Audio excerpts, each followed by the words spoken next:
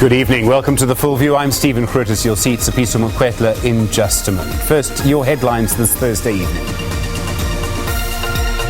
SANDF troops roll into gang-ridden Mallenberg in the Western Cape. I am available and ready to testify before the Zondo Commission. That I am able and willing to do. President Ramaphosa responds to a DA challenge to set the record straight about aspects of the Zuma presidency.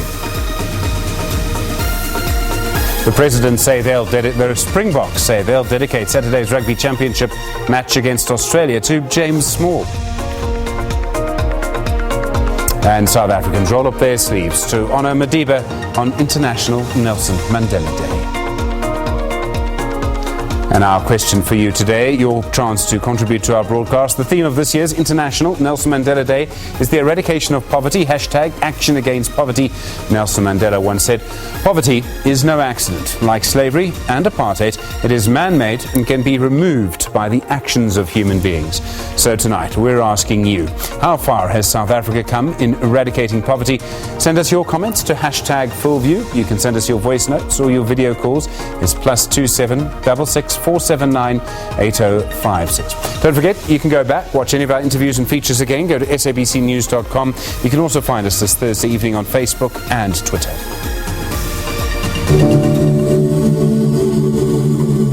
The world remains beset by so much human suffering, poverty, and deprivation. It is in your hands to make of our world a better one for all. It is time for new hands to lift the burden. It is in your hands to make a difference. The very right to be human is denied every day to hundreds of millions of people as a result of poverty and the unavailability of basic necessities such as food, jobs, water and shelter, education, health care, and a healthy environment. As I sit in Kunu, my village, and grow as ancient as its hills, I will continue to entertain the hope that there has emerged a cadre of leaders in my own country and region, on my continent, and in the world, which will not allow that any should be denied their freedom, as we were, that any should be turned into refugees, as we were, that any should be condemned to go hungry, as we were, that any should be stripped of their human dignity, as we were. So in 2005, Dr. Nelson Mandela gave his now famous speech at the Make Poverty History rally in London's Trafalgar Square, addressing a crowd of about 20,000 people or more. Nelson Mandela, along with Bob Geldof, outlining the three demands that underpin the Make Poverty History campaign, carving the way for the eradication of extreme poverty to be realized. He said this: the steps that are needed from the developed nations are clear. The first is ensuring trade justice. I have said before that trade justice is a truly meaningful way for the developed countries to show commitment to bringing out an end to global poverty. The second, he said, is an end to the debt crisis for the poorest countries. The third, to deliver much more aid and make sure it is of the highest quality. To talk about this, the eradication of poverty and other themes, we're joined now in the studio by Sello Hatang, CEO of the Nelson Mandela Foundation, Sanjay Wijesekera, a representative of UNICEF here in South Africa, and we have in our Cape Town studios Minister Lindiwe. She's Minister of Social Development. Welcome to you all, and thank you so much for joining us. Thank you. Thank you. Well, perhaps let me start with you, Minister, and ask, what is your assessment of where South Africa is as a country? We are said to be one of the most unequal societies in the world, but by your assessment of how we have done as a country in the eradication of poverty, where would you put us? I think we still have a long way before we can declare ourselves as a country that has completely gotten rid of poverty. Firstly, we as a government have put in place different programs that only just are not sitting with the Department of Social Development, but are sitting with different departments to address the issue of poverty.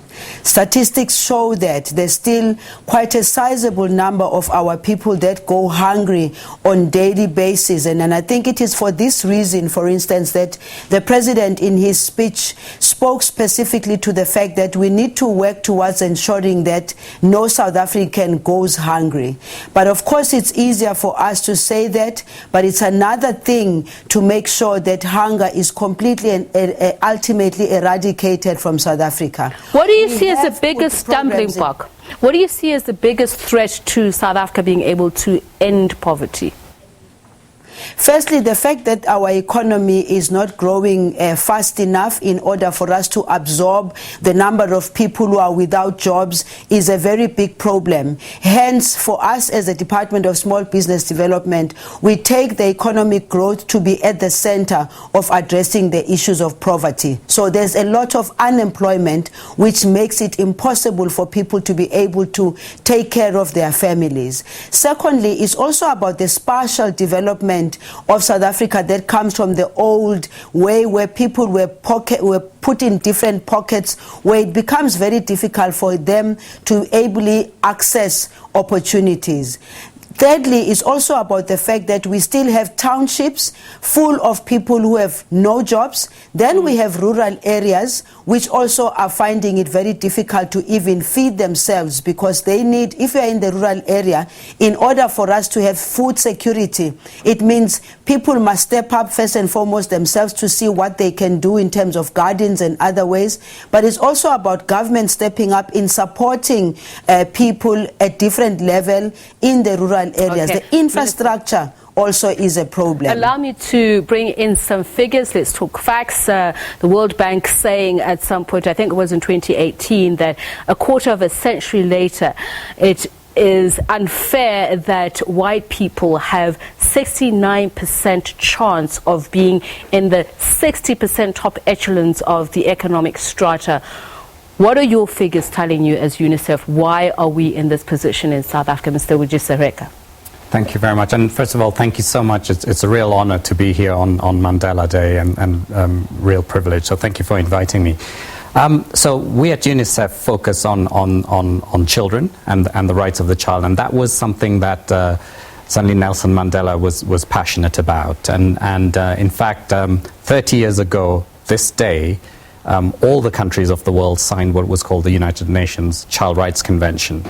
And that was the first international instrument that South Africa ratified in 1995. Nelson Mandela himself announced that on World Youth Day. And I think the important thing about that is that it prioritized investments in children, and those in the long run have the best return. So investments in things like early childhood development, basic education, health, immunization. And there are many advances. I think, sometimes South Africans are very hard on themselves, in the sense that there are many advances that have been made. 12 million children getting the child grant, 9 million children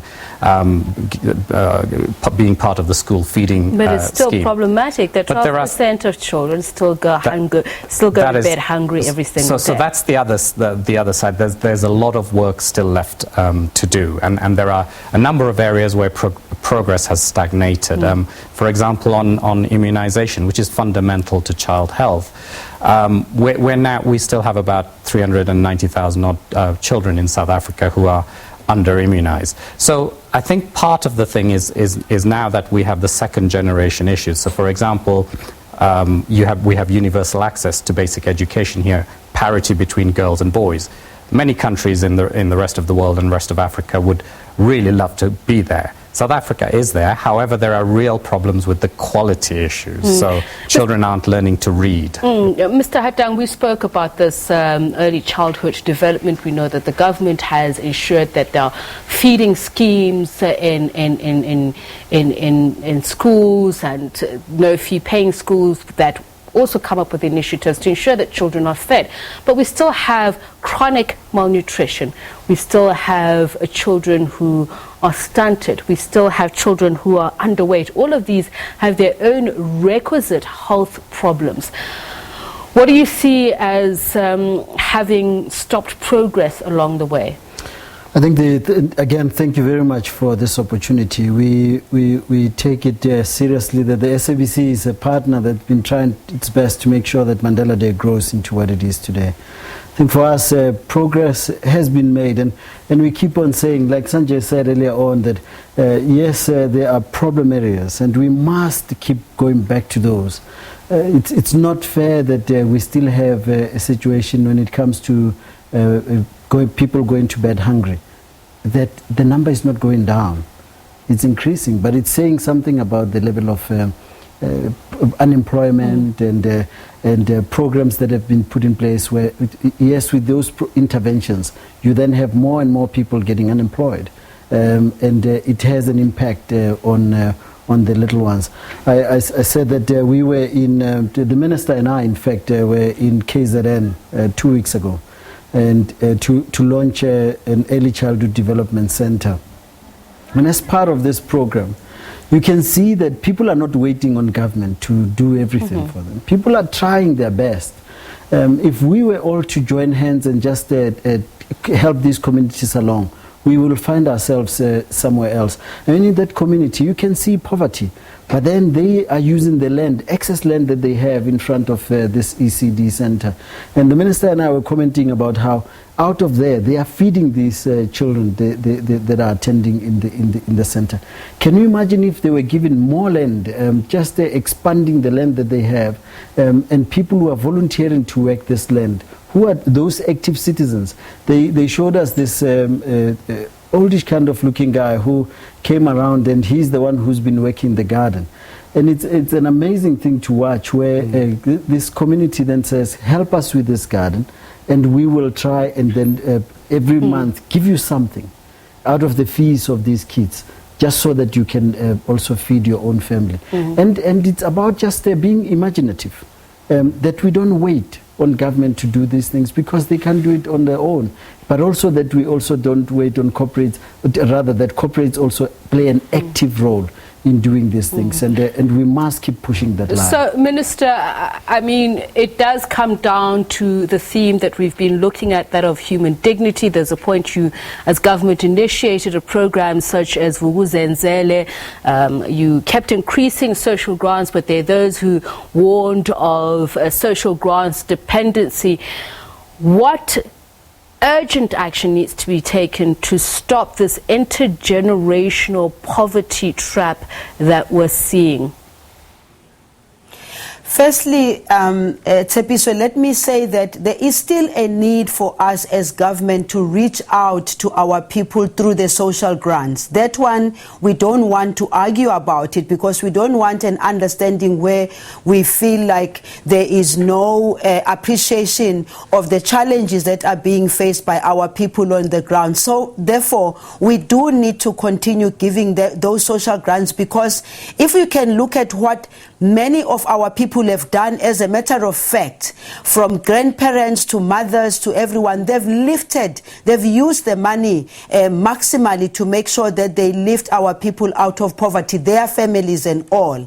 But having said that, there's another element that says to me, if I look at the number of social grants that are going to children in comparison to the money that goes to the elderly, excuse me, there's more that goes to the children than is going to the elderly, which means there's something that we need to do to reduce the numbers that goes to children, because there are children who are having children who are not ready to have those children, and therefore they cannot take care of those children. Our department has to work with other departments, education, health, and other departments that can create a means where some of these young people can be more productive. Part of that is also creating decent jobs, which is something that I think that you mentioned before. Let's give you a moment, Minister, to perhaps get a glass of water. Let's come back to you, Sanjay, on the issue of the UNICEF figures that you're seeing. I'll take the health interventions, your WASH program, for instance. Tell us what your latest figures are showing. So let me take, for example, since we're talking about education, the figures around schools. And globally, it's actually a really serious situation in the sense that half of the schools in sub-Saharan Africa, in particular, don't have even a basic level of drinking water supply. About a third don't have even a basic level of sanitation. And only about 1 in 5 have what we call adequate or safe hygiene services. Now, these are fundamental.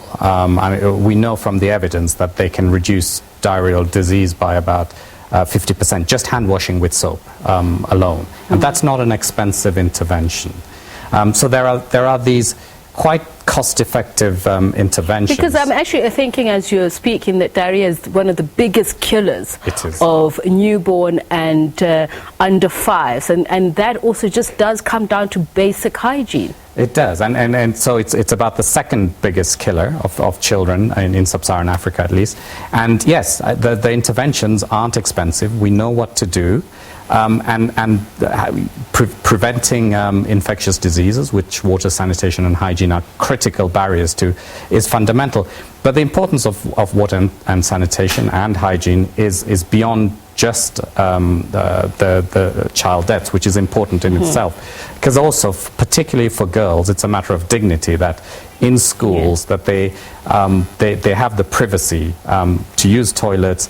A lot of girls miss school because of menstruation, so this again the evidence shows that having clean toilets gives them the privacy that they need to manage their period. So it's really important across the board. These are fundamental interventions for children. What are the figures on the number of people, average households, who have access to water that actually comes from the source, from the ground?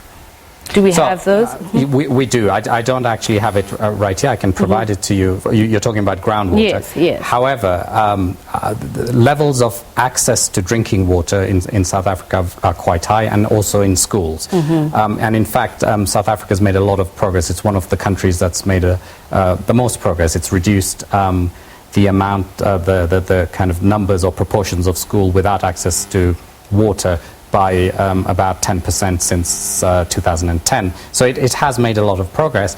However, there are issues, as we know, around the quality and the sustainability of the infrastructure. So there's been a lot of investment. And it's similar to, if I can just move on to a similar point that the minister made around the grants. Again, the grants are essential. And what's also essential, I think she was alluding to, is the services that go around it. So it's not just about the cash grants, but we need to support children and families. Which is a pivotal issue, Mr. Hatang, safely managed services. Obviously, there's skills that are required for that, resources that are required for that. What has been your experience as the Nelson Mandela Foundation?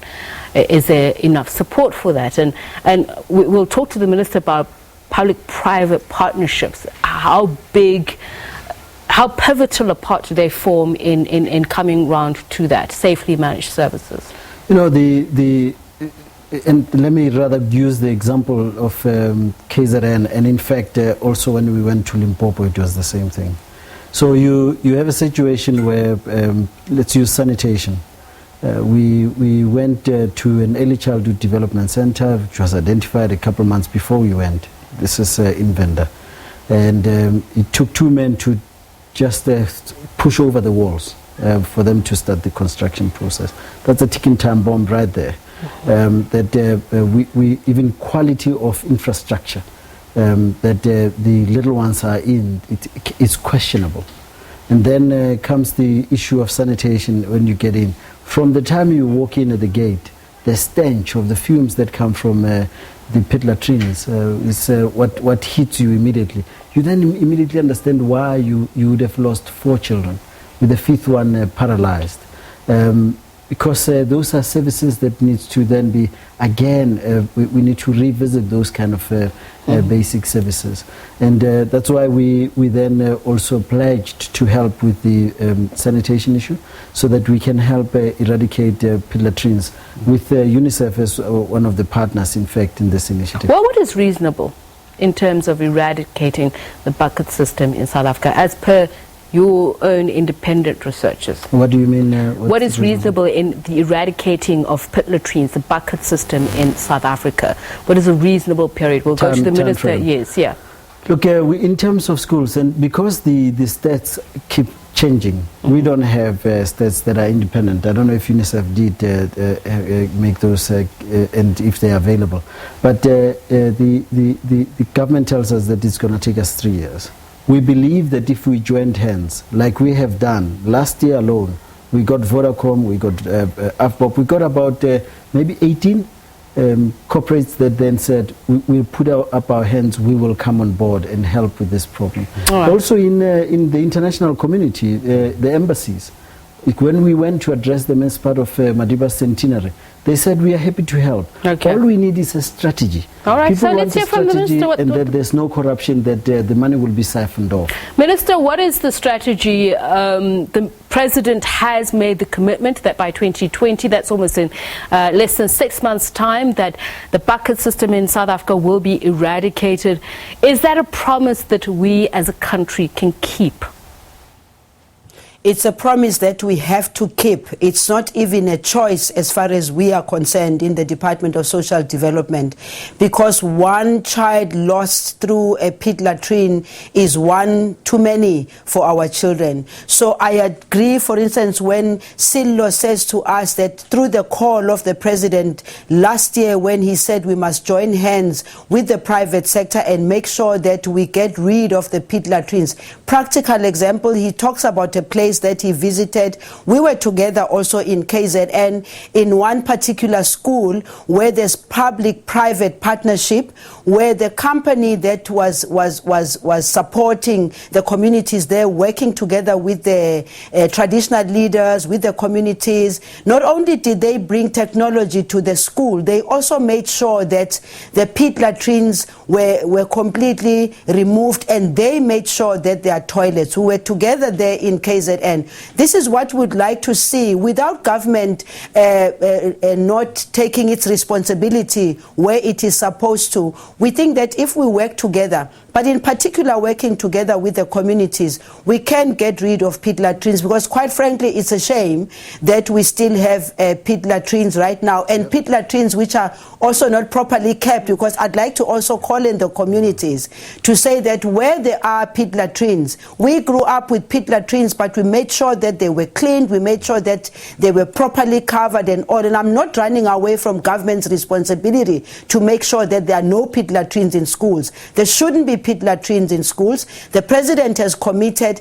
Our responsibility is to make sure the Department of Education, the Department of Human Settlement, all the relevant departments must work in coordination with each other, and the local structures as well as provinces, because this cannot sit only with the national government. Minister, I'd like to bring to your attention, which it might have come to you, a case in Limpopo where children were forced by their school principal at a school to empty those pit latrines. Some apparently fell sick as a result of that. Mr. Hatang was speaking earlier on, obviously, about the effect of the toxic waste on the health of children. So I hear you calling on communities to help ensure that there's better hygiene. But what about in cases like that? And we are talking about the rights of children, ensuring that their right to health and the right to dignity is also observed. No, absolutely. That's the reason why I'm saying to you that the Department of Education, as well as the Department of Human Settlement and any other department, including the local structures, must help us with this, because from a social development point of view, the children must go to school in order for them to learn at the school. It's not for them to be doing what some of the principals are demanding them to do, especially what you're telling us there. But I must hasten also to say that when the children go to school, also it comes with responsibility. So we must create the conducive environment for them to be able to take responsibility when they are at school, but not for them to labor in areas where they are not supposed to labor. We are supposed to make sure that when children are at school, all the time that they are at school, they are being taught, they are being prepared for the future. All right, so I want to, yes, you can go. I just wanted to, if I may, just build on a point that both Sello and the Minister are making around the private sector, because there are many ways in which the private sector can and want to help. And our experience is also that there are many who want to help. And one is, of course, by building, helping the government to build and roll out the construction program. But there are other ways as well.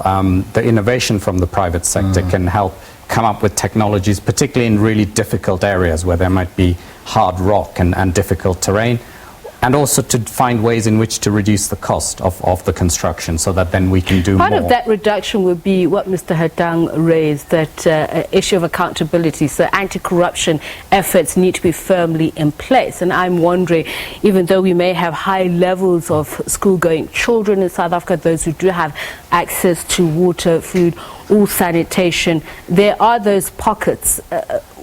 What findings have you made there, just in terms of just how bad the impact is? We know in places like the Eastern Cape and the Free State, the Northwest, there have been complaints of that. Has your research shown you anything in terms of the cost of corruption on?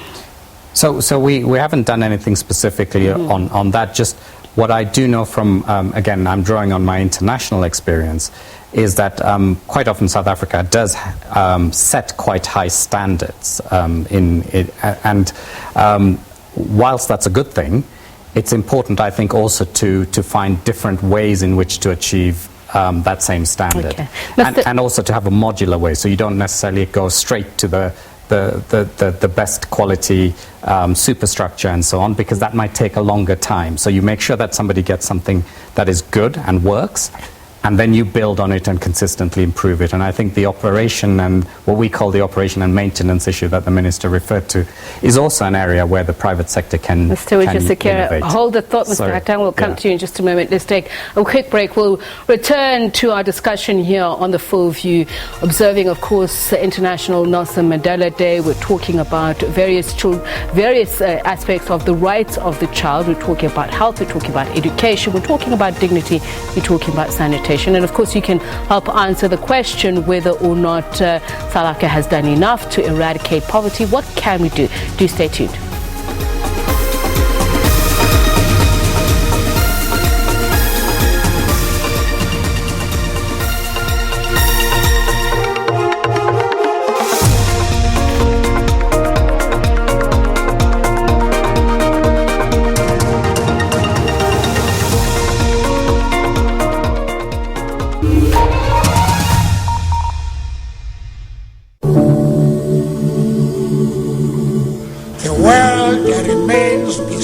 By so much human suffering, poverty, and deprivation.